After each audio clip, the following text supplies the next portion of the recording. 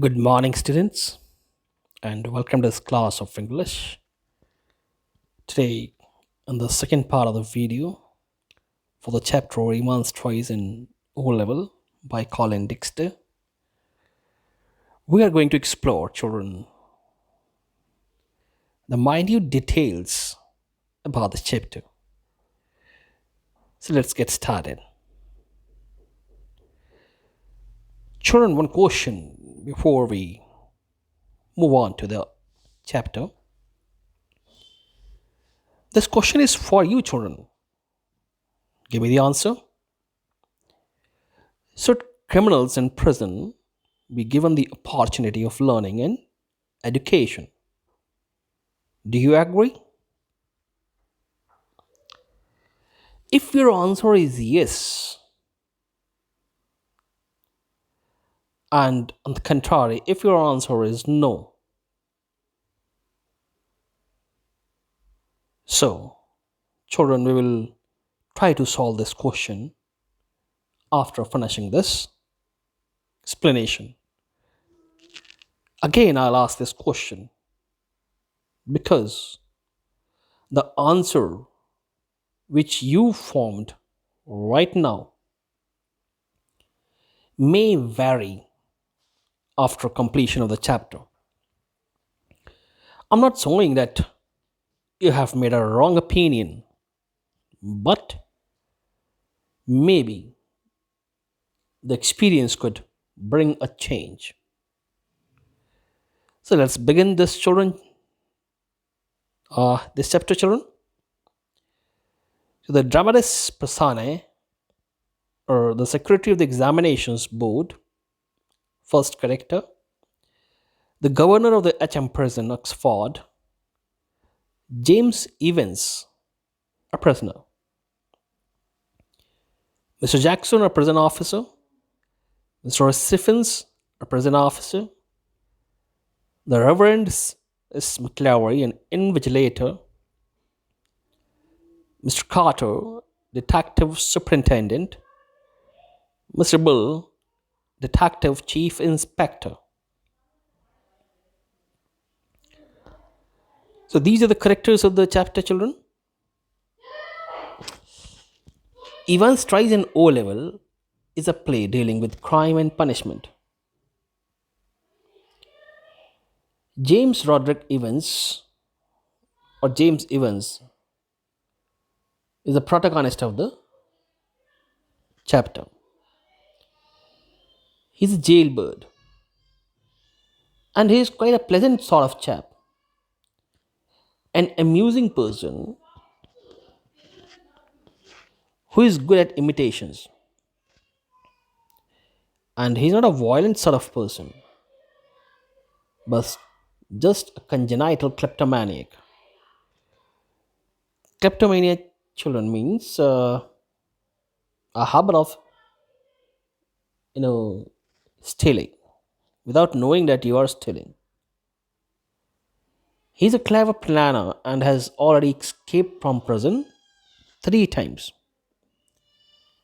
Now he is taking O level examinations in German on Tuesday, 8 June. And all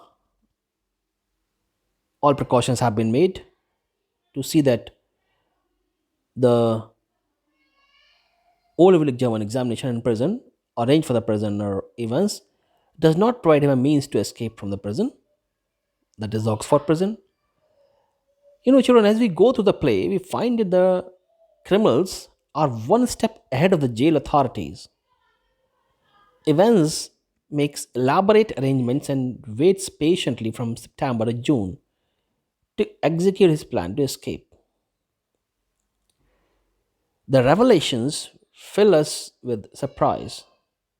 Who has the last laugh? The governor or Evans? The children, as I summarized you this play, that in this chapter, a criminal who has been jailed, Mr. Evans is there, wants to take O level German examination. All arrangements have been made. He was known as Evans the jailbreak because earlier, thrice, He had tried to escape from the jail. So all precautions have been made, and as we go through the play, we find out that uh, criminals are one step ahead from the jail authorities. It was in early March when the secretary of the examinations board received the call from Oxford prison. It's a slightly unusual request, Governor, but I don't see why we shouldn't try to help. Just the one fellow, you say. That's it. Chap called Evans started night classes in O level German last September. Says he is that keen to get some sort of academic qualification. Is he any good? He was the only one in the class, so you can say he's had individual tuition all the time. Really. Would have cost him a packet if he'd been outside. Well, let's give him a chance, shall we? That's jolly kind of you. What exactly is the procedure now? Oh, don't worry about that. I'll be sending you all the forms and stuffs. What's his name? You say? Evans. The children, it was the month of March, and the secretary of the examinations board received a telephonic request from the governor of the Oxford prison to create an examination center in jail for one candidate named Evans because he wanted to get some sort of academic qualification. He started his night classes in O level German last September, and he was the only one in the class. So the secretary made other routine inquiries and promised to send all the forms and stuffs. James Roderick Evans. It sounded rather grand. Just one thing, Governor. He's not a violent sort of fellow, is he? I don't want to know his criminal record or anything like that. But no, there's no record of violence. Quite a pleasant sort of chap, they tell me. Bit of a card, really. One of the stars, the Christmas concert. Imitations, the sort of things Mike Yarwood stuff. No, he's just a congenital kleptomaniac, that's all. The governor was tempted to add something else, but he thought better of it. He would look after that particular side of things himself. Presumably, said the secretary, you can arrange a room here. No problem, he is in a cell on his own. If you have no objections, he can sit the exams in three.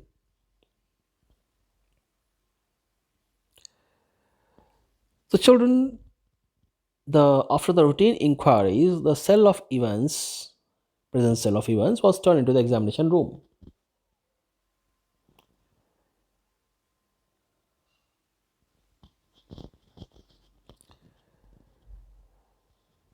And we could easily get one of the parsons from St. Mary Max to invigilate, if that's fine. Yes, they seem to have a lot of parsons there, don't they? The two men chuckled good naturedly, and the secretary had a final thought. At least there's one thing. You shouldn't have much trouble keeping him incommunicado, should you? The governor chuckled politely once more, reiterated his thanks, and slowly cradled the phone. Evans. The children, Evans, the protagonist of the chapter, and the criminal thrice who had tried to escape from jail. He wanted to give the exam. He wanted to take the exams of German O level. He had no criminal record, but just he was a kleptomaniac, congenital kleptomaniac. Means he had a habit of stealing. And then the cell of Evans was turned into examination room, and a parson. Parson means a person from the church.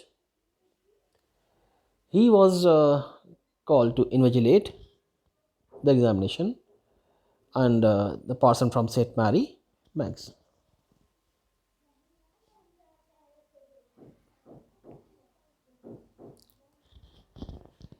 Evans the Break, as the prison officers called him, thrice he had escaped from prison, and but for the recent wave of unrest in the maximum security establishments up north, he would now be grazing the governor's premises in Oxford, and the governor was going to make absolutely certain that he wouldn't be disgracing them. Not that Evans was a real burden, just a persistent, nagging presence. He'd be all right in Oxford, though the governor would see to that. Would see to it personally, and besides, there was just a possibility that Evans was genuinely interested in O level German. Just a slight possibility. Just a very slight possibility. At 8:30 p.m. on Monday, 7 June, Evans' German teacher shook him by the hand in the heavily guarded recreational block just across the D wing. The children, Ivan's cell was turned into examination room, and a person from St. Mary's Banks was invited as an invigilator. The governor did not tell the secretary that Evans the break had already escaped from the prison 3 times, and he would have done so from Oxford prison if there had not been unrest in the maximum security establishment up north. Means Evans was not able to break the jail of Oxford. The governor of Oxford prison took personal interest to see that Evans got no chance to escape. On one day prior to the examination, that is on Monday, 7 June, Evans' German teacher took him by hand and at 8:30 p.m. and wished him good luck. And they met him in the heavily guarded recreational block just across the D wing.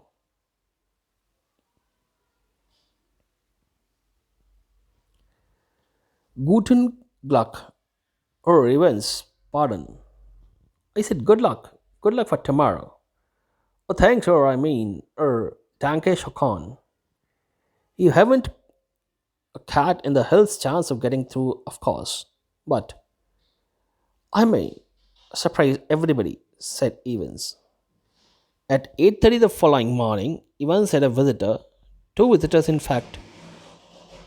He tucked his grubby string vest into his equally grubby trousers and stood up from his bunk, smiling cheerfully. Morning, Miss Jackson. This is indeed an honor. Jackson was a senior prison officer of D-Wing, and he and Evans had already become warm enemies. At Jackson's side stood Officer Stephens, a burly, surly looking man, only recently recruited to the profession. So at 8:30 the following morning, Evans had two visitors.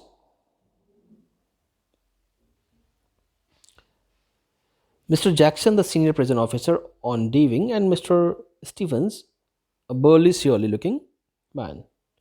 And Mr. Stephens was recently recruited as an officer in the prison.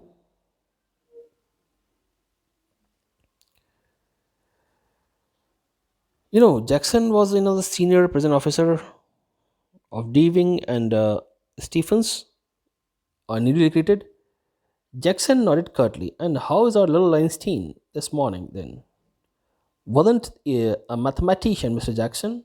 I think was a Jew, Mr. Jackson.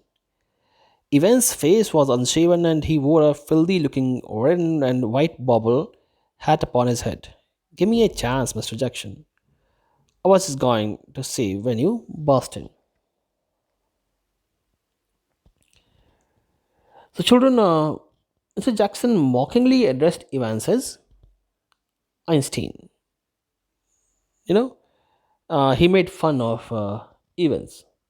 Ivan's face was unshaven, so he requested Mr. Jackson to let him shave himself,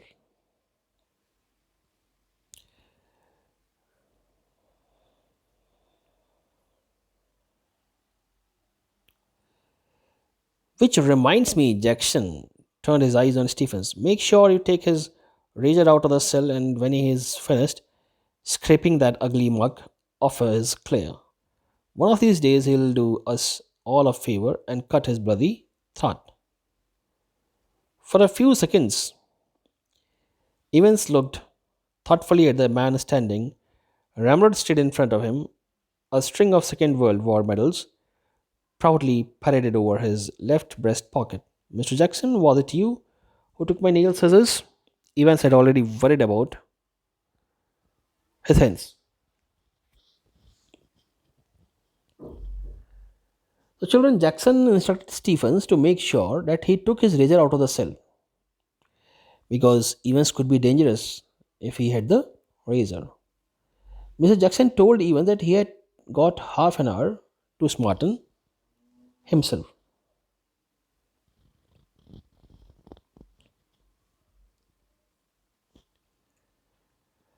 And a nail file too. Look, for a moment, Evans' eyes molded dangerously. But Jackson was ready for him. Orders of the governor. Evans, he leaned forward and leered, his voice dropping to a hoarse, contemptuous whisper. You want to complain? Evans shrugged his shoulders lightly. The crisis was over.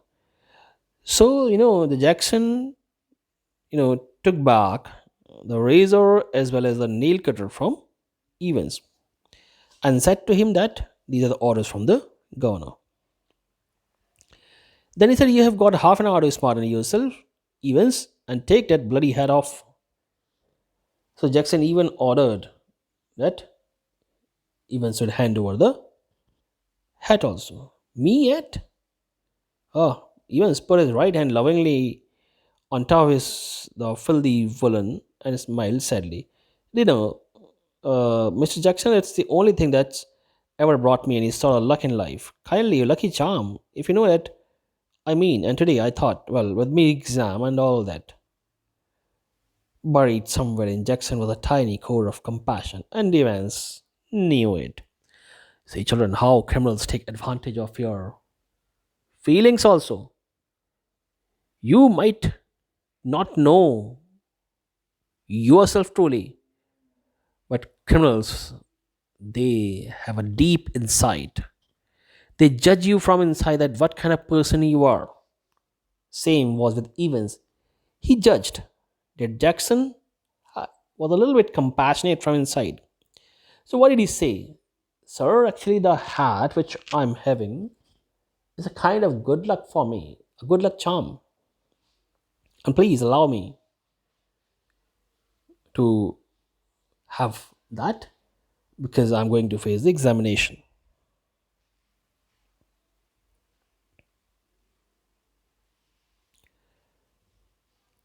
Just this once, then Shirley Temple, if there was one thing that Jackson genuinely laughed about Evans, it was his long, wavy hair and good shaving. At 8:45 the same morning, the Reverend Stuart McClary left his bachelor flat in Broad Street and stepped out briskly towards Carfax. The weatherman reported temperatures considerably below the normal for early June, and a long black overcoat and the shallow crowned clerical hat provided welcome protection from the steady drizzle, which had set in half an hour earlier, and which now spattered the thick lenses of his spectacles. In his right hand, he was carrying a small brown suitcase which contained all that he would need for his morning duties, including a sealed caution paper envelope, a yellow invigilation form, a special authentication card from the examinations board, a paper knife, a Bible. He was to speak to the Women's Guild that afternoon in the Book of Ruth, and a current copy of the Church Times. So, children, at 8:45 the same morning, the Reverend You know, Stuart McClary left his bachelor flat in Broad Street and he quickly towards Carfax. And the temperature was considerably below normal. I mean, it was very cold. So he wore a long black overcoat and a shallow crowned clerical hat and provided welcome protection from the steady drizzle, which, you know, spread the thick lenses of the spectacles. In his right hand, he was carrying a small brown suitcase, which contained all that he would need for his morning duties, like authentication card, question paper, Bible, current copy of the church times, all these things. The 2 hour examination was scheduled to start at 9:15 a.m. Evans was lathering his face vigorously when Stephens brought in two small square tables and set them opposite each other in the narrow space between the bunk on the one side and on the other a distempered stone wall. Next, Stephens brought in two hard chairs, the slightly less battered of which he placed in front of the table which stood near the self door. Jackson put in a brief final appearance. Behave yourself, laddie. Evans turned and nodded. And these? Jackson pointed to the pin-ups. Off. Evans turned and nodded again. I was going to take them down. A minister, isn't he? The chap coming to sit in, I mean. So the 2 hour examination, that is the O level examination, was scheduled to start at 9:15 a.m. Two small square tables were set opposite to each other, and two hard chairs were placed in front of the tables inside the prison cell of Evans. Jackson told Evans that the governor himself was going to listen in, and Jackson would be watching him like a hawk.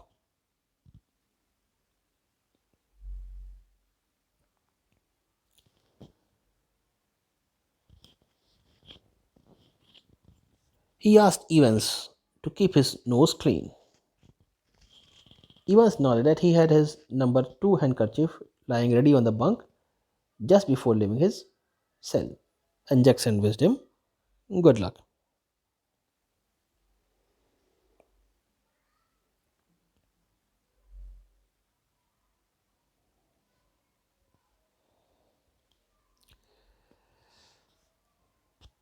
Why did they have to bug me in this cell? He nodded his head vaguely to a point above the door. Not a very neat job, conceded Jackson. They are not. They don't honestly think I'm going to try to. They are taking no chances. Even nobody in his senses would take any chances with you. Who's going to listen in? I'll tell you who's going to listen in, Larry. It's the governor. See, children? Jackson informed Evans that the entire talks of the cell would be listened by the governor. And then Jackson asked Evans to clean his nose or to clear his nose. Evans nodded. He has already thought of that, and number 2 handkerchief was lying near, ready on the bunk. A neatly folded square of off white linen. Just one more thing, Einstein. Yeah, what's that? Good luck, old son. So Jackson wished good luck to Evans.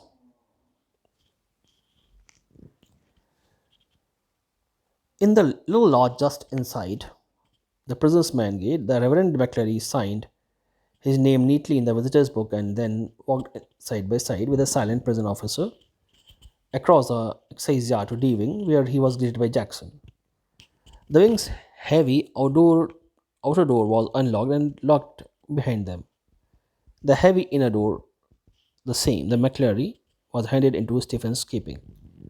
Get the razor, murmured Jackson. Stephens nodded. Well, keep your eyes skinned. Clear. Stephens nodded again, and McClary, his feet clanging up the iron stairs, following his new guide, and finally stood before a cell door, where Stephens opened the peephole and looked through. That's him, sir? Evans, facing the door, sat quietly at the farther of the two tables, and his whole attention riveted to a textbook of elementary German grammar. Stephens took the key from its ring, and the cell lock sprang back with a thudded metallic twang. So at the gate, there was McClary, you know, who was going to examine Evans. He had entered, and there he was taken, and actually he was accompanied, escorted by Stephens, the again prison officer, to the place where he had to take the exam.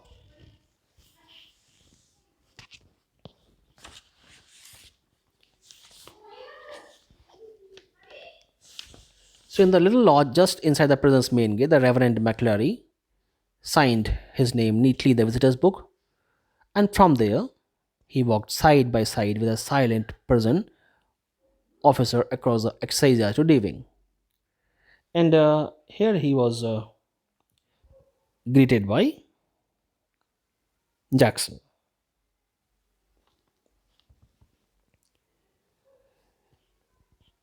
The wing's heavy outer door was unlocked and locked behind them, and the same was done to the heavy inner door. Now McClary was now to be looked after by Stephens.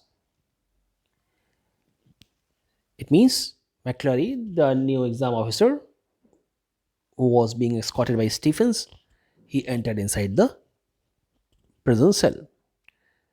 Jackson murmured if he had got the razor. Stephens nodded. McClary followed Stephens to the cell. Evans was kept. Stephens opened the peephole and found Evans completely engrossed in a textbook of elementary German grammar. Stephens took the key from its ring and the cell lock opened. So now McClary was there to take exam. So Stephens just peeped from the peephole and found that Evans was busy reading the English, that is a elementary German grammar book. So now Stephens thought that now it's perfectly easy. So he opened the door.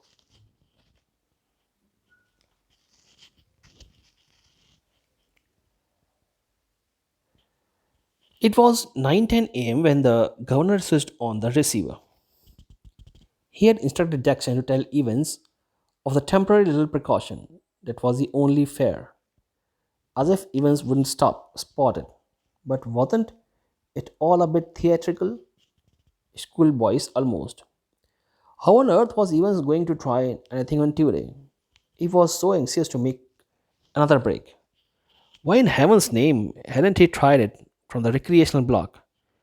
Much easier, but he hadn't. And there he was now, sitting in a locked cell, all the prison officers on the alert, two more locked doors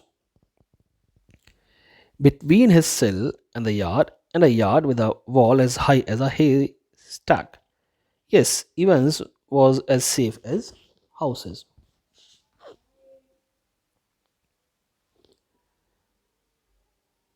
Anyway, it wouldn't be any trouble at all to have the receiver turn on for the next couple of hours or so.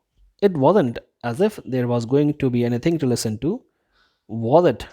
Amongst other things, the individual duty was to ensure that the strictest silence was observed. But still, that little nagging doubt. Might even try to take the advantage of McClary, get him to smuggle in a chisel or two or a rope, ladder, or the children. It was 9:10 a.m. The governor instructed Jackson to tell Evans of the temporary little precaution, and the governor thought that Evans might try to take advantage of McClary. Evans then had been got rid of any potential weapon. The governor sat up sharply. It was all very well getting rid of any potential weapon that Evans could have used. But what about McClary? What if, quite unwittingly, the innocent McClary had brought in something himself? A jackknife, perhaps. And what if Evans held him hostage with such a weapons? The governor reached for the phone. It was 9:12 a.m. The examinee and the invigilator had already been introduced by Stephens when Jackson came back and shouted to McClary to the cell door, "Can you come outside a minute, sir?" "You too, Stephens." Jackson quickly explained the governor's worries, and McClary patiently held out his arms at shoulder level while Jackson lightly pressed his claws. "Something hard here, so reading glasses," replied McClary, looking down at the spectacle case. Jackson quickly reassured him and, bending down on the landing thumb, flickered the catches on the suitcase. The children, every possible effort was being made to make the examination break proof for Evans, who had already broke open the jail. And Evans had been got rid of every potential weapon. But what about McClary? He is innocent. Might be he bring a jackknife, which Evans can use and make McClary a hostage, and then he would run out of the prison. So the governor phoned Jackson, who lightly frisked McClary's clothes. Frisking here means checking. So Jackson just called out McClary and he checked all his clothes. Suddenly he got something hard. So McClary said, "Sir, these are my reading glasses."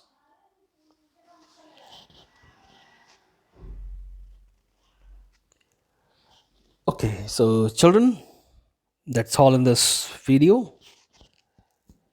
The rest of the chapter will be continued in next part of the video. Till then, thank you and goodbye.